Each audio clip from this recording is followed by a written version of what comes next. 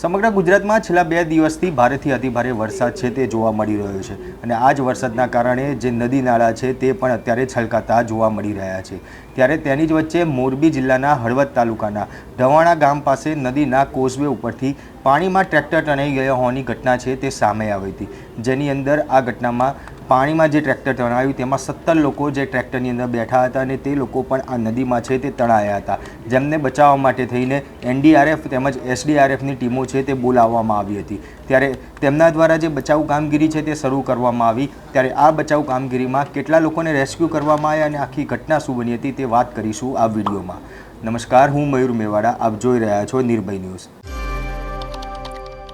મોરબી જિલ્લાના હળવદ તાલુકામાં રવિવાર બપોરથી લઈને રાત સુધીમાં ભારેથી અતિભારે વરસાદ છે તે જોવા મળી રહ્યો હતો અને તેના જ કારણે જે પાણી ભરાવાની સમસ્યા છે તે સર્જાઈ હતી। કહી શકાય કે કુલ 6.5 ઇંચ જેટલો વરસાદ છે જે વરસ્યો હતો ને જેથી કરીને ત્યાં નદી છે તે નદીમાં પણ પાણી રોડ ઉપર આવી ગયેલા જોવા મળી રહ્યા હતા। ત્યારે તે જ વચ્ચે જે હળવદ તાલુકાના જે ઢવાણા ગામ છે ત્યાં આગળ નદીના કોઝવે ઉપર પાણી આવી ગયું હતું અને તે જ સમયે ત્યાંથી જે ટ્રેક્ટર પસાર થઈ રહ્યું હતું તે ટ્રેક્ટર નદીના વહેણમાં જે તણાયું હતું અને તેની અંદર બેસેલા જે લોકો હતા તે લોકો પણ આ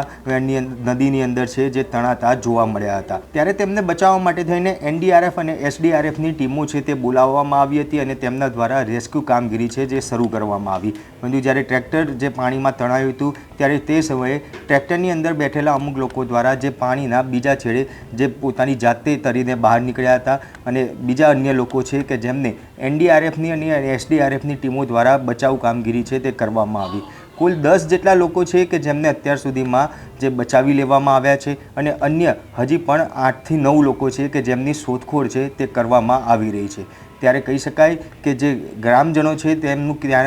કહેવું છે કે જે મજૂરી માટે જે કામ કરવા આદિવાસી લોકો અને આદિવાસી પરિવાર જે અહીંયા આવતા હતા તે લોકો મજૂરી માટે જઈ રહ્યા હતા અને તે સમયે જે આ નદીના કોઝવે ઉપરથી ટ્રેક્ટર પસાર થયું અને પાણીની અંદર તણાઈ ગયું હતું। ત્યારે હાલ તો ત્યાં આગળ બચાવ કામગીરી છે તે કરવામાં આવી રહી છે। કલેક્ટર સહિતના જે તમામ જે અધિકારીઓ છે તે પણ ત્યાં આગળ હાજર છે અને નદીની અંદર હાલવી જે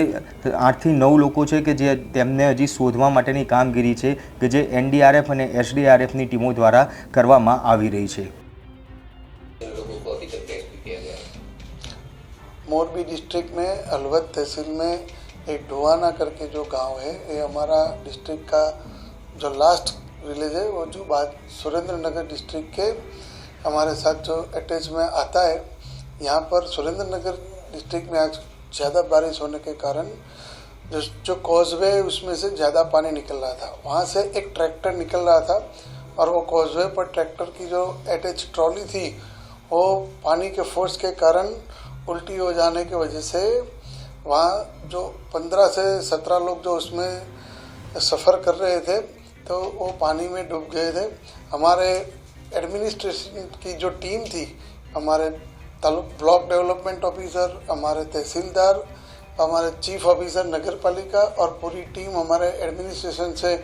हमारे डिस्ट्रिक्ट डेवलपमेंट ऑफिसर, हमारे एसपी और मैं खुद यहाँ हम आ गए। हमने पूरी कोशिश की, हमने स्टेट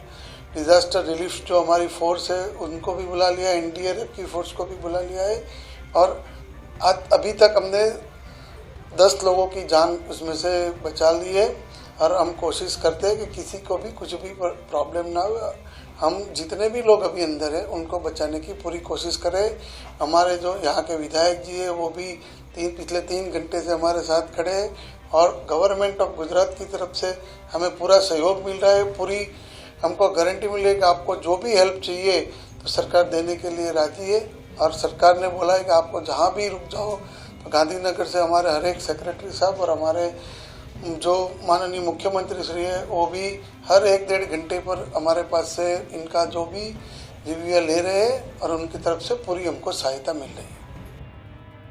ત્યારે હાલ ગુજરાતમાં જે પ્રમાણે વરસાદ જોવા મળી રહ્યો છે તે વરસાદને લઈને તમારા વિસ્તારમાં કેટલું પાણી ભરાયેલું છે તે અમને કોમેન્ટ બોક્સમાં જરૂરથી જણાવજો અને અમારી નિર્ભય ન્યૂઝ ચેનલને લાઇક, શેર અને સબસ્ક્રાઇબ કરવાનું ભૂલશો નહીં। આભાર।